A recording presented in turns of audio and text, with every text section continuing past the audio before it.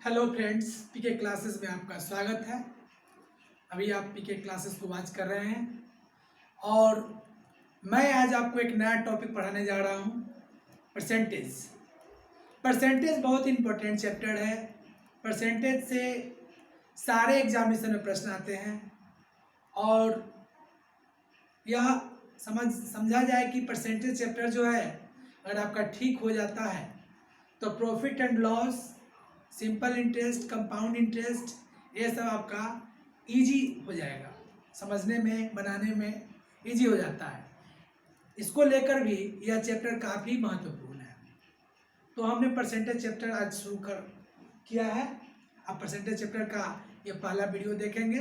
मैंने प्रयास किया है कि आपको इस सारे क्वेश्चन को इजी वे में आपके दिमाग में सेट कर दें और ताकि आप परीक्षा देने जाएं तो आपको इससे कोई प्रॉब्लम नहीं उठाना पड़े। देखिए, क्वेश्चन है, ए का वेतन बी के वेतन से 50% अधिक है। बताए कि बी का वेतन ए के वेतन से कितना प्रतिशत कम है।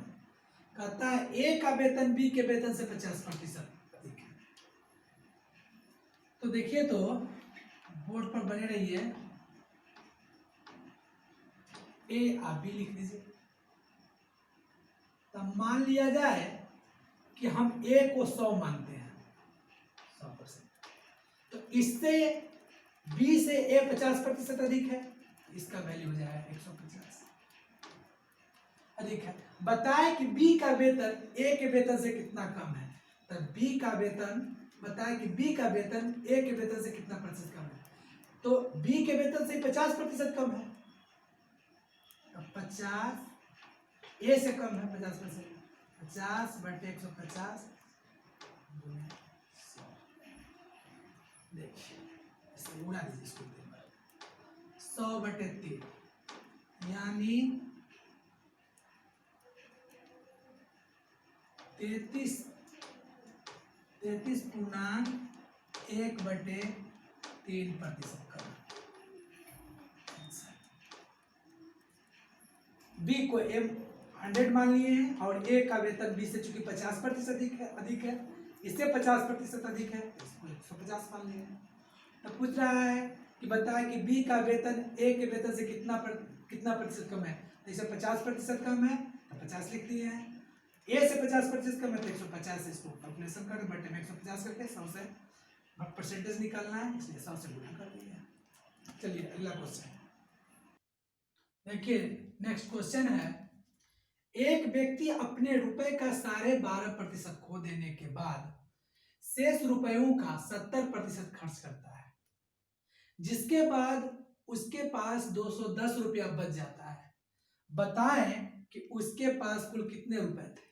तो देखिए क्वेश्चन समझिए। कह रहा है कोई व्यक्ति है, उसके पास कुछ रुपए हैं, उसमें 12.5% खो देता है।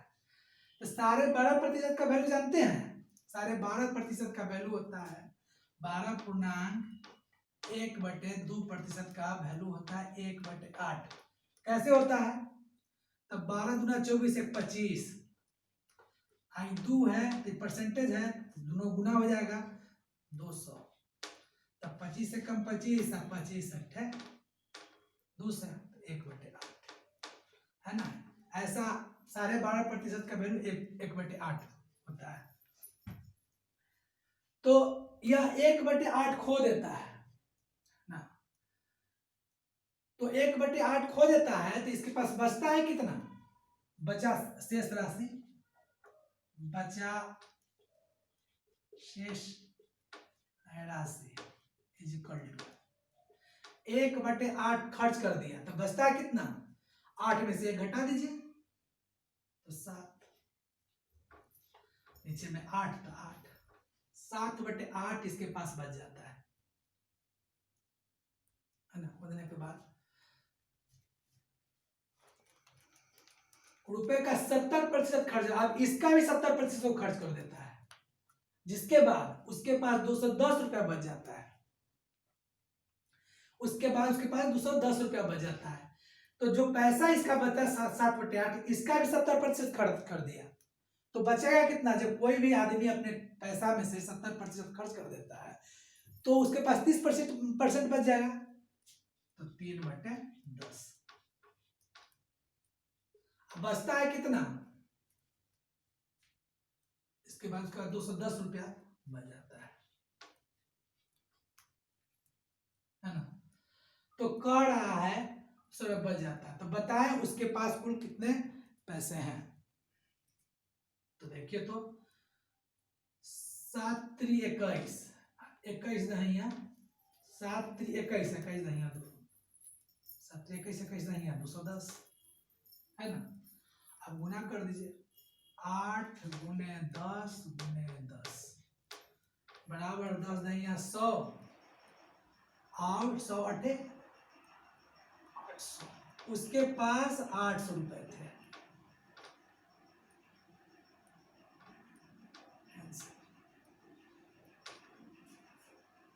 देखिए फिर से एक बार समझ लीजिए, एक व्यक्ति अपने रुपए का साढ़े 12% खो देता है। साढ़े 12% का फ्रैक्शन वैल्यू 1/8 होता है, तो 1/8 वो खर्च कर देता है। तो खर्च कर दिया तो उसको खत्म कीजिए, बात खत्म कीजिए, तो बचता है कितना? 7/8। तो 7/8। अब कहता है इसका भी 70% वो खर्च कर देता है, तो 7/8 अपने आप में 100% हो गया। तो इसका जब वो 70% खर्च कर दिया तो बचेगा कितना? 30%। तो 30% को 3/10 लिख सकते हैं, लेकिन बचता है रुपया में कितना? 210। अब इसको काट दीजिए, 7×3 21, 21 नहीं है 210, 10 नहीं है 100, 100×8 बराबर 800, यानी उसके पास 800 रुपए थे। फिर चलिए नेक्स्ट क्वेश्चन। अगला क्वेश्चन है, राम अपने आय का 30% स्कूटर के पेट्रोल पर, राम का आमदनी जो है उसका 30% राम स्कूटर के पेट्रोल पर, और जो शेष बचता है, शेष का 1/4 मकान के किराए पर और बची राशि को भोजन पर खर्च करता है। यदि उसका स्कूटर के पेट्रोल पर खर्च 300 रुपया हो तो बताएं कि उसे मकान का किराया कितना देना पड़ा है। तो देखिए, तो बोर्ड पर बने रहिए, ध्यान से समझिए, मैथ समझने का चीज होता है। राम अपने आय का 30% स्कूटर के पेट्रोल पर, तो स्कूटर के पेट्रोल SP मतलब स्कूटर का पेट्रोल शॉर्ट फॉर्म में लिख दिए हैं, कितना करता है? 30%। तो हम इसको 3/10 लिख सकते हैं। 3 का मतलब 30 और 10 का मतलब 1000 है ना। लेकिन यानी 3/10 यानी 300 रुपया वो खर्च करता है। तो देखिए, तो 3 का वैल्यू जब 300 रुपया, तो 10 का वैल्यू 1000, 3 का वैल्यू 300, तो इसको काटिएगा अगर, तो 3 से इसको तो 100 बार में कटेगा है ना। तो 100×10 बराबर 1000, तो 1 का वैल्यू कितना हो जाएगा? 1000 रुपया है ना। अब 1000 रुपया उसके पास टोटल हो गया, टोटल नीचे वाला रहता है वैल्यू। तो 1000 रुपया उसके पास था, तो जिसमें से वो 300 रुपया स्कूटर के पेट्रोल पर खर्च कर दिया, तो उसके पास कितना बचा? तो 1000 में से -300 कर दीजिए, तो बराबर 700 बचा। तो इतना खर्च करने के बाद जो बचा होगा उसी ने ना हुआ मकान मालिक को दिया होगा और उसके बाद भोजन पर खर्च किया होगा। अब कहता है कि शेष का 1/4 मतलब 700 का 1/4 मकान मालिक को, मकान किराए पर, तो 700 का मकान किराया बराबर है मकान किराया बराबर है 1/4, जो शेष है उसका 1/4, तो 700 का 1/4 निकल लेंगे, काटिएगा 175। तो मतलब है कि वह जो व्यक्ति है 300 रुपया दिया पेट्रोल पर, खर्च किया स्कूटर के पेट्रोल पर, और 175 रुपया दिया मकान मालिक को। तो पूछता है, बताए उसे मकान का किराया कितना देना पड़ा? 175 रुपया। लेकिन अगर आपसे पूछ दे कि बताइए कि वो भोजन पर कितना खर्च करता है, तो भोजन पर क्या खर्च करता है? तो भोजन पर खर्च नहीं, आपका आंसर तो यही 175 रुपया। लेकिन पूछ दे भोजन पर कितना खर्च करता है? भोजन पर किए गए खर्च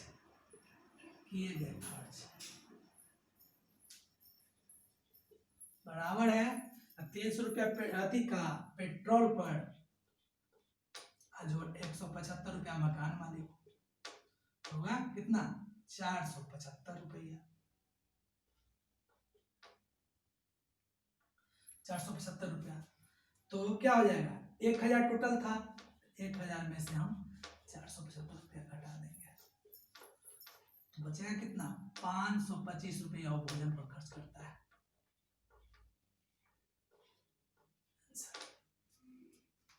देखिए स्कूटर पेट्रोल पर वो खर्च करता है 3/10 मैंने 30%, और रुपया में खर्च करता है 300 रुपया, है ना? तो उसको हम काट दिए हैं, एक का वैल्यू निकालने के लिए, तो एक का वैल्यू निकाले हैं तो एक का वैल्यू 1000 आ गया है, तो 1000 में वो 300 रुपया पेट्रोल पर खर्च कर दिया, तो जो बचेगा कहता है कि शेष का 1/4 मकान मालिक को दिया, तो बचा कितना? तो 1000 में जब 300 रुपया हम पेट्रोल वाला को पेट्रोल पर खर्च कर दिया हुआ तो बचा 700, तो 700 का 1/4 हो गया 175 रुपया, यानी मकान मालिक को 175 रुपया दिया। तो आंसर तो आपका यही आ गया। लेकिन अगर आपसे पूछ दे कि वो भोजन पर कितना खर्च करता है, तो जितना वो पेट्रोल पर खर्च करता है और मकान मालिक को देता है उतना हम जोड़ लेंगे और टोटल में से उतना घटा देंगे, तो भोजन का वैल्यू निकल जाएगा कि भोजन पर इतना खर्च करता है। तो देखिए तो 300 रुपया पेट्रोल पर, 175 रुपया मकान मालिक को, दोनों को जोड़ दिए तो 475 रुपया आया है। टोटल एक है 1000, टोटल में से जो खर्च हुआ घटा देंगे, जो बचा है वो भोजन पर खर्च करता है, ये उनका खर्च है। चलिए अगला क्वेश्चन, नेक्स्ट क्वेश्चन है, थोड़ा ध्यान दीजिएगा इस पर। 20% दूध पर, 10% कपड़े पर, 50% भोजन पर और 5% बिजली पर खर्च करने के बाद दीपक अपनी शेष आय से 2 दर्जन मोजों का जोड़ा खरीदता है। वह इन मोजों को 120 रुपया में बेचकर 100% लाभ प्राप्त करता है। बताएं कि उसकी कुल आय कितनी है। तो देखिए क्वेश्चन जरा समझिए। तो पहले वो खर्च कितना परसेंट करता है, देखिए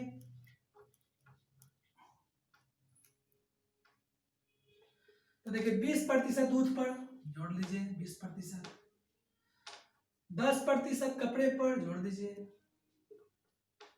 50% भोजन पर उसको भी जोड़िए और 5% बिजली पर जोड़ दीजिए।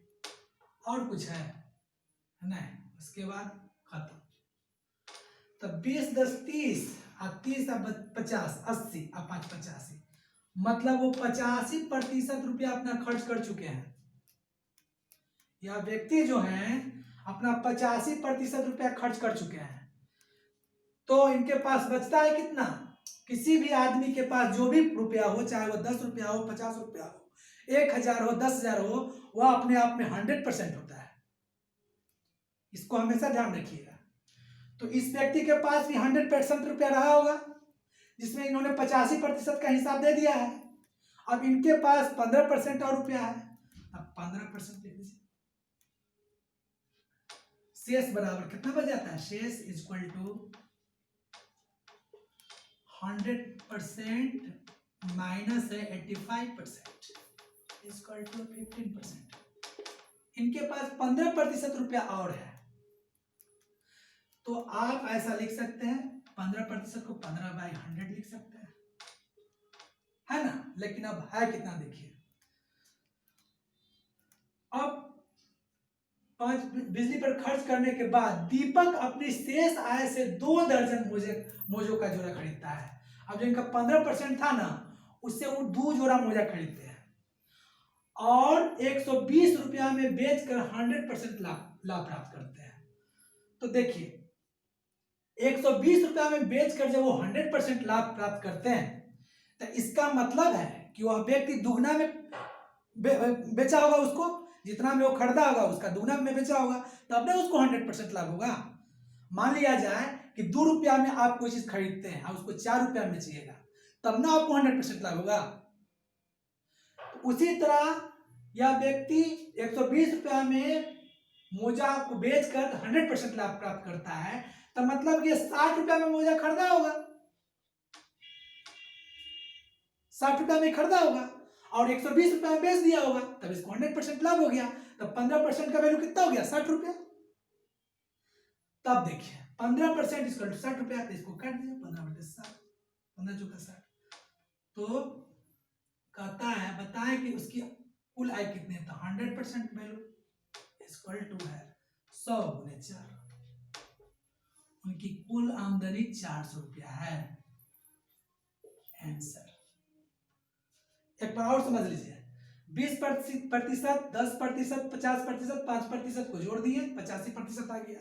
किसी के आदमी के पास जो भी आमदनी पैसा होता है वो 100% होता है, तो ये 85% खर्च कर दिए, अब इनके पास 15% बचा, तो कहता है कि अब जो इनके पास पैसा बचा है उससे मोजा खरीद कर सेल कर देते हैं, क्लियर नहीं बताता है, और सेल करके उससे 100% पैसा कमाते हैं, तो हमको वहीं से निकाल लेना है। तो 60 में खरीदा होगा, 120 में बेचा होगा, तब ना उसको 100% पैसा मतलब फायदा हुआ होगा, तब 15% का वैल्यू 60 रुपया था, 100% का वैल्यू 400 रुपया। ठीक, तब आपको मैंने परसेंटेज चैप्टर से कुछ क्वेश्चन बताए हैं, और भी हम क्वेश्चन बताएंगे, बने रहिए आप मेरे साथ। लेकिन आप मेरे वीडियो को लाइक करें और ज़्यादा से ज़्यादा शेयर करें, सब्सक्राइब करें, ताकि हमारी यह मतलब सोच है कि जो बच्चे नहीं पढ़ पा रहे हैं कोचिंग ट्यूशन, वो हमसे लाभ उठाएं और उनको मतलब जहाँ भी हो उन तक ये पहुँचे और उसका लाभ उठाकर उनको जॉब की प्राप्ति हो। वह बहुत ही पुण्य का काम होगा, और आप लोग इसको मतलब कीजिए, शेयर कीजिए। धन्यवाद।